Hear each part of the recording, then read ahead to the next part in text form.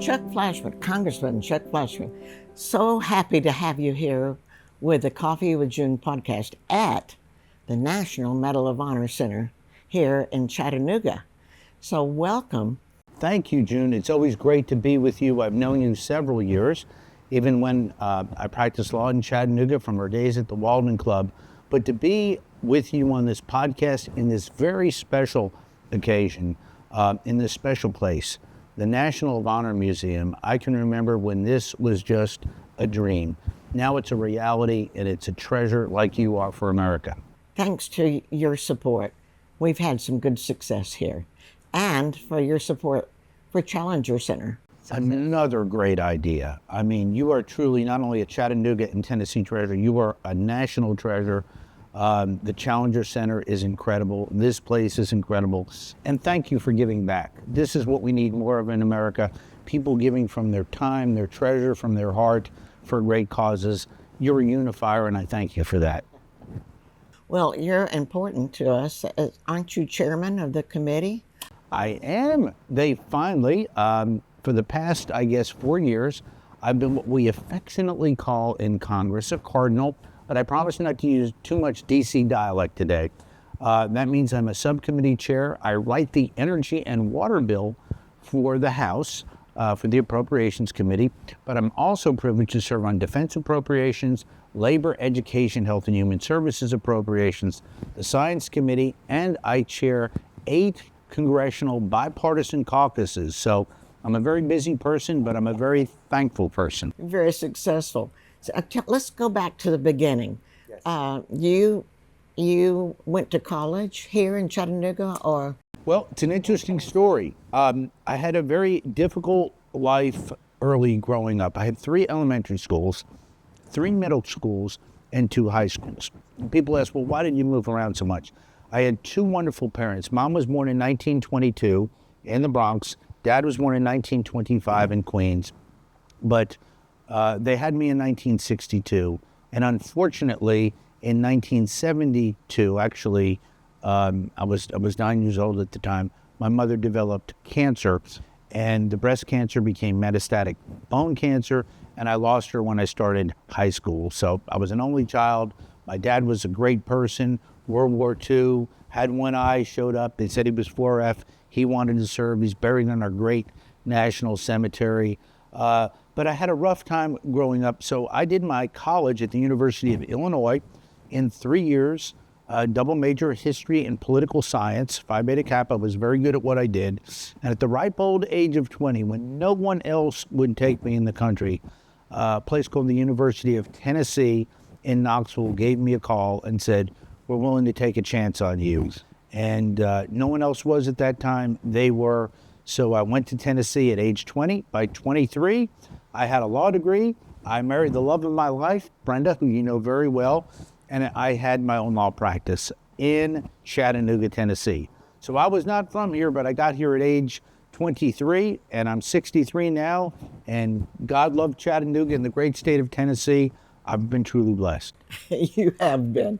Thank you, and congratulations for all that effort after having grown up more difficult times. You know, here at the Medal of Honor Center, we are very serious about the civics for our country. And I have a specific question. The Senate could come up with the language for legislation, right? Could the House also do that? That depends on the nature of the bills.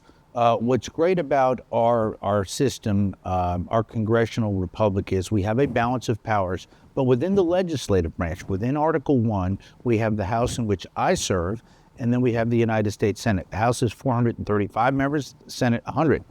Some of the constitutional duties of the Senate are specific.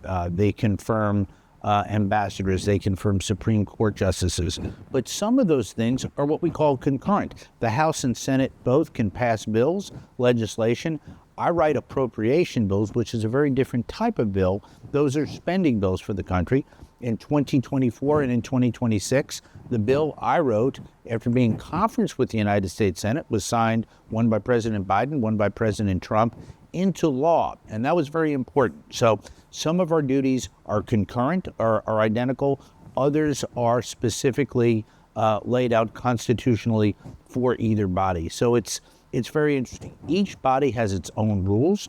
For example, there's been a lot of debate right now with our friends in the Senate on whether or not they want to keep the rule on the filibuster. The House doesn't have a filibuster, but we have a little known something called the magic minute, which the magic minute is something that somebody in leadership, the speaker or the minority leader, can speak indefinitely as long as he or she would want to on a specific topic. So they're both great bodies, both very different. I have a lot of friends in the Senate on both sides and a lot of friends in the House on both sides. So our country is fortunate to have what we call a bicameral system, two bodies. Okay, so if Senate has created the language for an appropriations bill, And they do. and but the House, they don't totally agree with what's in that language, what happens then? We have what we call a conference, and there are 12 appropriation bills. We'll actually sit down with the Senate, and they'll sit down with us and work out our differences. And I can promise you, neither bill is identical, and I think that's what's great. And we work out our differences, and then when we have a conference, both houses pass the final product, and then ideally send it on to the president for his signature. Okay. It's called a conference committee. You have been such a great representative here in District 3. You've helped both the National Medal of Honor here and also Challenger Center. Challenger Center now has 33 learning centers all over the country, and we've reached 6.5 million students. Thank you. Thank you, thank you, thank you. So that is part of this Science, Space, and Technology Committee that you work with, right? That's correct. Okay, so we are working. This may not be important to a lot of people, but it is to that 6.5 million kids. When 40 years ago, after the Challenger accident, when we first created the Challenger Center, the families joined me. We wanted to remember the crew's mission, what their work was, their education mission. And I worked with the Senate, Senators Jake Garn and Senator John Glenn. Yes. Both of them knew about space, had both been in space. American heroes. And asked them to help me with some appropriations for the Senate to continue on. So they said, well, let's start out by just sending this money to NASA, and they can approve whether you get the money or not. So then it was later on written with new information about it is a permanent gift, I guess you would call it. And it's worked out well. So we're working to continue with some new steps with that event. We're also building a space upstairs about space. I gave them Dick Scobee's Space Medal of Honor. It's beautiful. It's on display upstairs. People should come and see it. And we're looking to create a little space capsule that children can go in and have a little 30-minute mission. And it could be like a dad or mom and 2 or 3 youngsters, and they go on their own little quick mission to the moon or Mars or something. So that is coming along here at the Medal of Honor Center. Space capsule. So we've got the designer. Wow. Was a good guy who's designed much of the displays. And we're going to continue, and we want to know what you see in the future for science, space, and technology. What do you see that we should be doing? Well, thank you for that question. June, I'm an optimist, and I want to thank you for reaching out to 6.5 million students. I love to visit with the students, whether they come to Washington, D.C., or I'm going into the schools. And I really hope we get to a point in America where we can start being more civil with one another and the like, because some people say, why do you go into schools and talk with these young people? They can't even vote. And they make a joke about that. The reality is they're our future. And these are wonderful young minds that are developing, and they're learning, and they're finding their way, and they want to do science. We want to encourage these wonderful young people wherever they come from in our great nation. So having said that, where do I see technology going? Technology is growing by leaps and bounds. It's never been static. I support, as an appropriator, the Department of Energy Office of Science. That's our national labs. So what's nice about it, the speaker asked me to be both an authorizer and an appropriator. And again, I promise not to use too much DC dialect.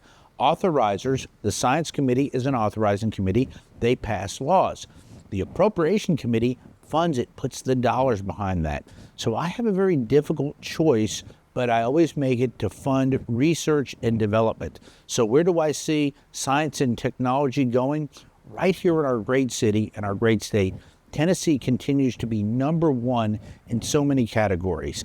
I'm a small part of that, but our local, state, federal officials all work together with our civic leaders, with great people like you, to come together and work together to make sure that we define our goals, fund our goals, and attain our goals. So the future, I think, is very bright.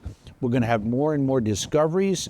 What astounds me is when I'm sitting with young people and talking to them about my history and where I came from and the like, the technological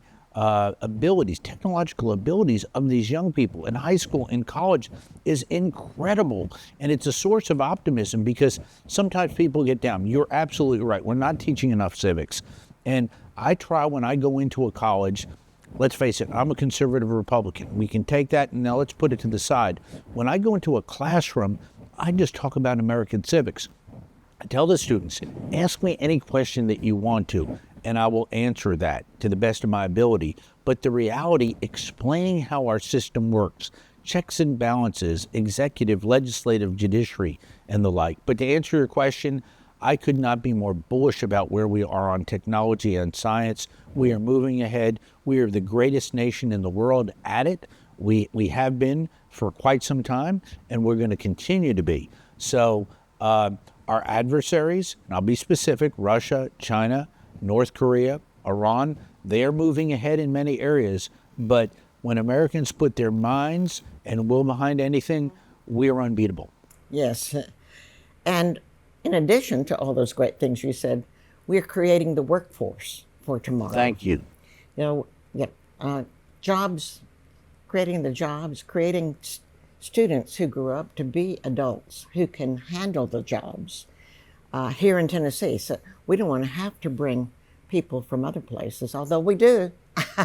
We do. And let me say this. I'm so glad you talked on workforce, because on my Labor, Education, Health and Human Services Subcommittee of Appropriations, we fund workforce. And I have worked with Republicans and Democrats around the country to bring computer science literacy, not only to rural America, but to inner city America. I've always said, wherever you are from in this country, we want to make sure that you have access to a good education. We've got one shot at that while these wonderful people are young. And I was so fortunate, despite the fact that I had 3 elementary schools, 3 middle schools, 2 high schools, 3 different states. It was difficult. Teachers inspired me many times. They came to me and they said, we really think you've got a gift. And it's important that students hear that. So with workforce development, one of my projects has been over the years, despite the fact that I write well and I've always been good with the book academically, and I'm thankful for that, was a very thankfully talented lawyer. Now I'm an author, and I appreciate those gifts that I think God gave me. There are people who are good with their hands. I'm not. So there's carpenters, plumbers, electricians. We need them, and we need to cherish them and say, look, God gave you a gift like he did me a gift. And I love to inspire these young people. So thank you for talking about that. We want to develop that workforce, but we also want to cherish them. It almost made me cry. I went to a TCAT, Tennessee Tech School, one day, and this man was 26 years old, and he was fixing a car. I can't fix a car. I looked at him and I said, this is amazing. I said, what a great gift you have. He was 26 years old. He had never been told before that he had a special gift. That day I made sure he knew I had a special gift. I went back to their graduation and told all of those folks they had special gifts. 98% job placement. Now I'm an LAS person. I'm a historian, political science. I love the liberal arts and sciences, and I always will, but I don't think we have 98% job placement in that. Okay, let's work on that one. Yes. Okay. So you're married to the beautiful Brenda, who's been so helpful to me as well. And you have children? Yes. Brenda is what we say in the South from here. She grew up in Chattanooga. Her father was a famous lawyer here and went to Hickson High School. And we met in law school. And you can imagine what it was like for her to bring me here in 1986 to the family. It's like, look, I'm bringing him home and we're going to get married. And it was like, oh, okay. Do we get another choice? No, we get Chuck. But yes, we have 3 wonderful sons. Chucky, who's now Charles, is 37. He's a lawyer in Birmingham. He attended the Baylor School here, went on to Washington and Lee, went to law school after that. His brother went to Macaulay and ended up at UTC, which was wonderful. That's why I love UTC so much. It is a great school. I went to UTK, but UTC is my constituent. And then he went on to law school. And I say my baby, it's Brenda's baby. Our Jeffrey is 29 years old. He's the only non-lawyer in the family, but he's becoming a uranium expert, working for two companies, and they're teaching him about enriched uranium the other day, and that's one of my areas of specialty. Yes, and it was amazing. So he's done so well, and he attended Silverdale Baptist, and then went on to Lee University, which is a wonderful school up in Bradley County, and met his wife there. So I've been blessed. We have 5 grandchildren now. Love them all the same. They're all different. So, but yeah, Brenda and I are looking this year 40 years of anniversary. So we're going to have some fun. Yep, 40 years. 86 was the same year we lost Challenger in the January of 86. And 40 years ago. So Challenger Center's been around for 40 years. Thank you for the Challenger Center. And I can remember where I was. I was sitting in a law school class when that tragedy happened, and what you have done since then, not only to honor those wonderful heroes who were on Challenger, but to preserve that great history and to keep our space mission moving forward is invaluable. So thank you. Again, you have been that wonderful voice and bridge for unity that I really wish we had more of in this country. I recently met with Jared Isaacman, the NASA administrator. He's very supportive of all that we are doing, and very interesting. He encouraged me by saying, "Keep up your work, because we are all about safety, not just news about NASA." So he was evident. He was quite an interesting person and a good choice for our NASA administrator, I think. But now tell me, you've been a lawyer. You've probably done some other things. Yes. And then you were our representative for this at District 3. What, and you've been a representative for a while, like 7 or 8 years? 16. Oh, 16. Yes. Oh, my goodness. This is my 8th term. I'm running for a 9th term. Very fortunate. Now have acceded on the Appropriations Committee to the level of subcommittee chair. Again, energy and water has been my passion.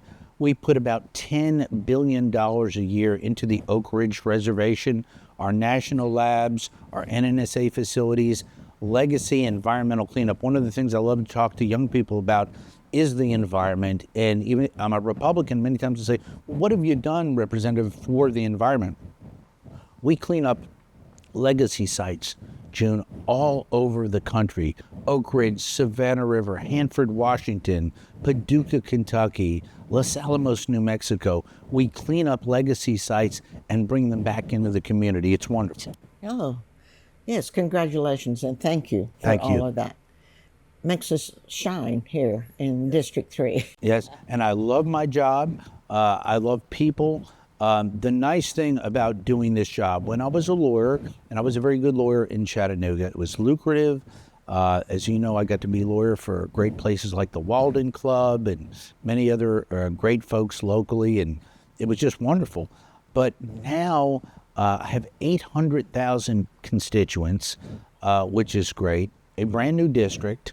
But I mean, sitting with presidents and prime ministers and kings and princes all over the world and sharing our great American experience and things like you're doing is so important.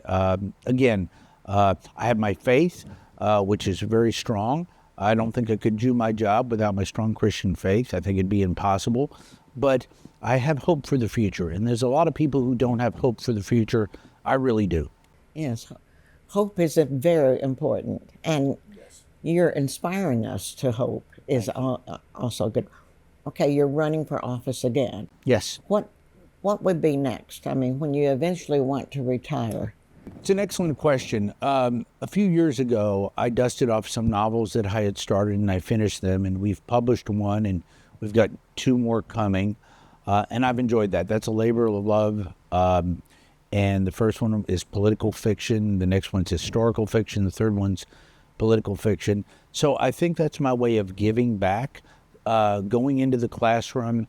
I don't know when this stage or phase of my life is going to come to an end, but we'll see what happens. I don't know if the other body is ever a potential. If one of my friends wins governor, there'll be an appointment to the United States Senate. My name has been mentioned there. I'm certainly not the leading candidate there, but we'll see what happens there. But wherever I end up, I want to be able to give back. I'm 63. I don't think I will ever retire. And what I'm trying to do is get successful people like yourself, like other people I know, to stay in the game. When I hear people, well, I'm going to retire and go sit on the beach and please don't do that. Keep giving back. Our younger people need that. Our seniors need that. Our society needs that, because when we have people who've been successful, there's a reason they're successful. They can give back of their treasure. They can give back of their time and their experience. And if they reach one person and change that one person's life for the better, more power to us. Yes, thank you. And speaking of your writing and books and so forth. You do so well. You've written at least two.